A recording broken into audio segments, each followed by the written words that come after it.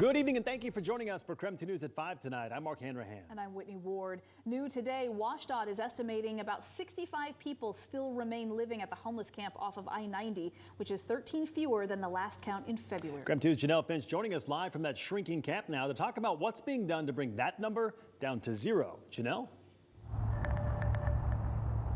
Mark and Whitney, it's hard to believe at one point there was 600 people living on this single plot of state-owned land. But like you said, that number is down to just 65. Julie Garcia with Jules Helping Hands hopes to continue to shrink that number. Back in December, WashDOT counted nearly 200 people living at the camp. Now, WashDOT estimates that that number is down 67% to just 65. Julie Garcia says there have been no new people to stay at the camp since October, but she worries the potential Cannon shelter closure will put more people back on the streets since staying at the camp isn't an option. It's going to impact the entire community to put 80 more people experiencing homelessness back out on the street. We cannot assume that they'll just go to Trent. It's not a reality. We can try to force them, but we see what force does. It just makes them angry. It just deepens their trauma. The city of Spokane says closing the shelter is still in early discussions. The current proposal would close the shelter by May 31st. Garcia says the closure wouldn't directly affect the timeline of the camp, but she does say if more people end up on the streets, her organization will have to devote more time to support those people. WashDOT says as the camp continues to shrink, so will the fencing. The perimeter is set to come closer into the camp in early April, and WashDOT is also scheduling people counts on a bi-weekly basis from now until the end of the camp. Live in Spokane, Janelle Finch, KREM 2 News. All right, Janelle, thank you very much for the update. And now let's switch gears to check in on the weather. The sunshine from yesterday still sticking around into today. We happen to love it. Yeah, let's get right to Chief Meteorologist Jeremy Legout. Jeremy, you're tracking more sunshine and 50s in the coming days. I know, it's almost a boring forecast for me, but I'm kind of loving it. Yeah. All right. Too. Let's go ahead and dive in right now. It's looking beautiful over in Coeur d'Alene. And when it comes to temperatures there, mid-40s and mid-40s are just the start. We're going to continue to warm up this evening as we get rid of a little bit more of the cloud cover. But keep in mind, with the dry atmosphere and a lack of cloud cover, we're likely going to cool quickly tonight. 50s out in central Washington. And keep in mind, we still sit almost 2 hours from sunset. Pretty cool. Scattered snow showers continue to fall in North Idaho, and that remains the case through the next couple of hours. That will move out along with the cold front itself that's sweeping the region, and then it's all about the sunshine the next couple of days. In fact, it is nothing but Thursday, Friday, and Saturday now. 49 tomorrow, but that morning low, that's going to feel quite cold. 26 is what we wake up to, but get this.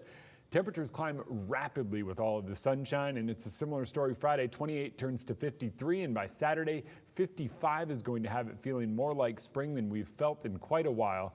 And even with the return of showers next week, we're still looking at those temperatures overnight staying above freezing, so that spring-like pattern sticks around. All right, Jeremy, thank you.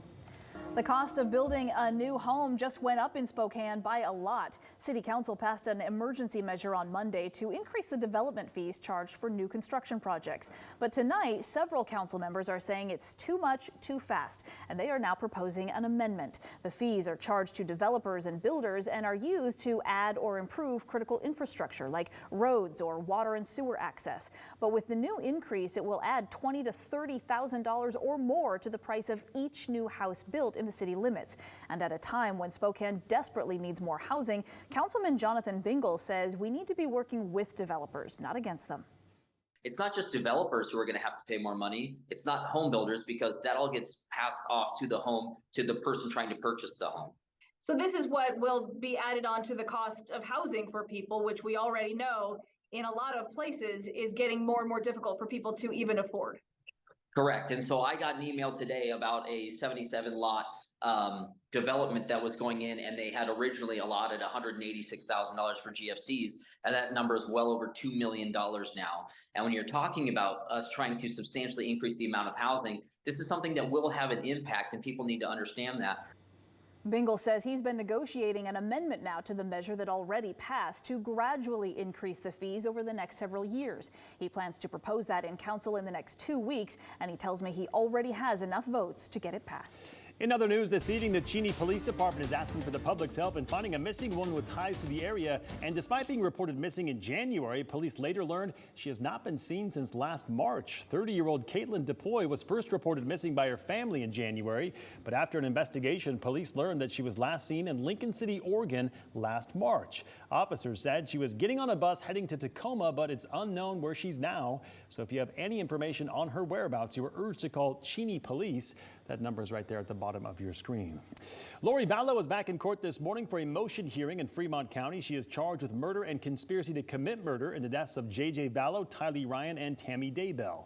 The judge heard arguments on 3 motions: the motions to compel, a motion to dismiss the death penalty, and a motion to exclude evidence filed late.